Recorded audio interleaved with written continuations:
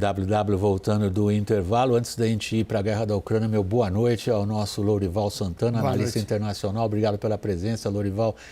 2 pontos nós gostaríamos de abordar em relação à guerra da Ucrânia. Eles estão interligados, nós vamos tratar inicialmente eles separados. Vamos ao primeiro deles.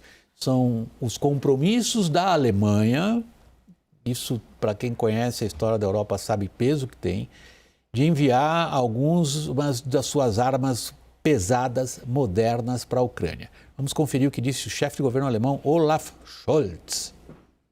In den kommenden Wochen werden wir der Ukraine eng abgestimmt mit den Niederländern 12 der modernsten Panzerhaubitzen der Welt liefern.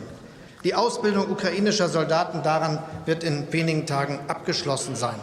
Und es sind wirklich sehr moderne Waffen, sehr schwere Waffen. Sehr modernas, sehr schwere. São muito modernas e muito pesadas. Nós já vamos mostrar para vocês que armas são essas. Vamos ver o que os americanos prometeram. Vamos conferir. President Biden announced a significant new security assistance package to arm Ukraine with additional capabilities and advanced weaponry, precisely what they need to defend themselves against the ongoing Russian aggression.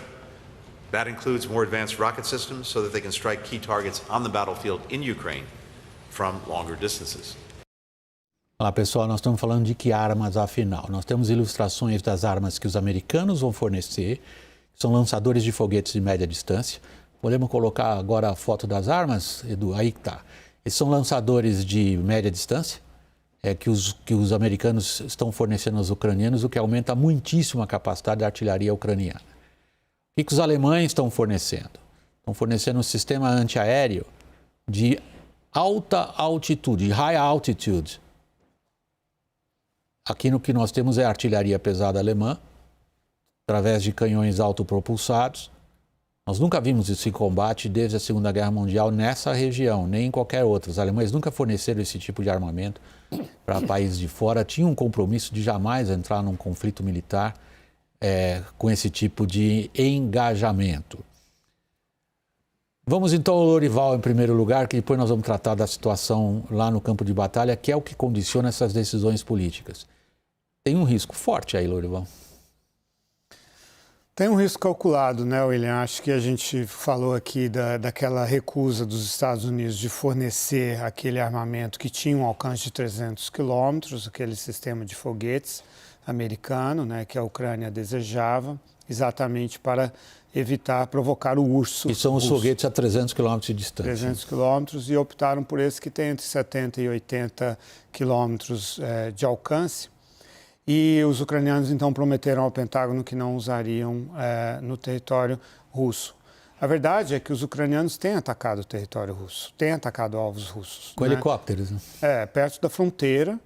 As razões táticas são claras, quer dizer, sempre se trata de paióis de munição, de sistemas, infraestrutura de combustível, de abastecimento, quer dizer, não é nada, não é um ataque de invasão ao território russo, obviamente, mas mais ali motivações táticas para facilitar as manobras dos próprios ucranianos e as contraofensivas. Lourival, vamos trazer de novo o mapa, porque a situação no campo de batalha é que explica em boa medida essas decisões políticas hoje. O mapa que vocês têm aí assinala os principais, os 2 frontes principais de combate. A leste ali, a região de Luhansk, que é o que o Putin gostaria de dominar, e abaixo a região que dá acesso a Odessa, o grande porto ali no Mar Negro, e a cidade de Kherson, que os russos tomaram inicialmente, estão tendo dificuldades agora em manter.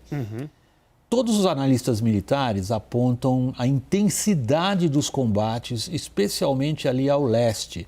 Nós temos uma ilustração interessante para vocês, dizendo logo de cara, essa é uma ilustração fornecida pelo Estado-Maior do Exército Ucraniano. A gente pode jogar isto, dá uma ideia de vocês, o que é, quando em militarês se diz alta intensidade de combates de artilharia. Os ucranianos estão mostrando, evidentemente, algo que os interessa, uma coluna de blindados russos em ação naquela região, mas o que eu queria chamar a atenção para vocês é a quantidade de impactos de artilharia ao redor dessa coluna blindada. Verdade. Cada um desses buracos pretos que vocês estão vendo aí é o impacto de munição. Olha, dá uma espiada. É uma peneira.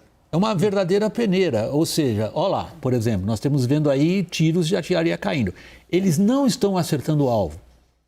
E o equipamento que americanos e alemães estão fornecendo agora aos ucranianos é que permitiria, por satélite, acertar o alvo.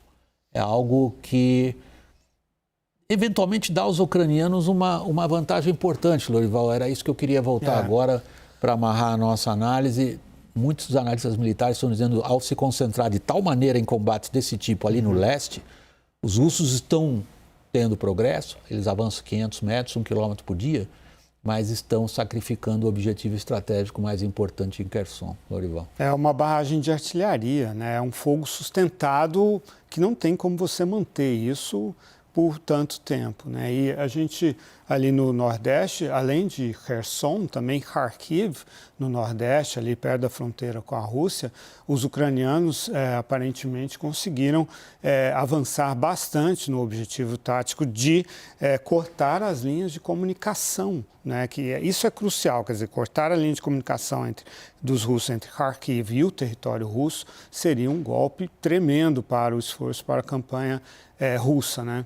Então, aí é que entram esses armamentos que a Alemanha e os Estados Unidos estão fornecendo. Como você disse, quer dizer, esse é um armamento que tem a capacidade de obliterar, de destruir essa artilharia russa, de fazer frente a essa artilharia russa. Os ucranianos conseguiram notáveis avanços e também notável resistência sem ter esse armamento. Então, ele pode sim mudar o balanço de forças, o equilíbrio de forças, e é isso que está preocupando os analistas russos também, né? Analistas independentes e que têm fontes no serviço secreto, serviço militar russo, estão dizendo que julho e agosto vão ser meses bastante difíceis para os russos quando esses armamentos estiverem todos operacionais no território ucraniano, William. Lorival, muito obrigado pela participação aqui, sempre muitíssimo bem-vindo aqui no WW. Obrigado a você, boa noite.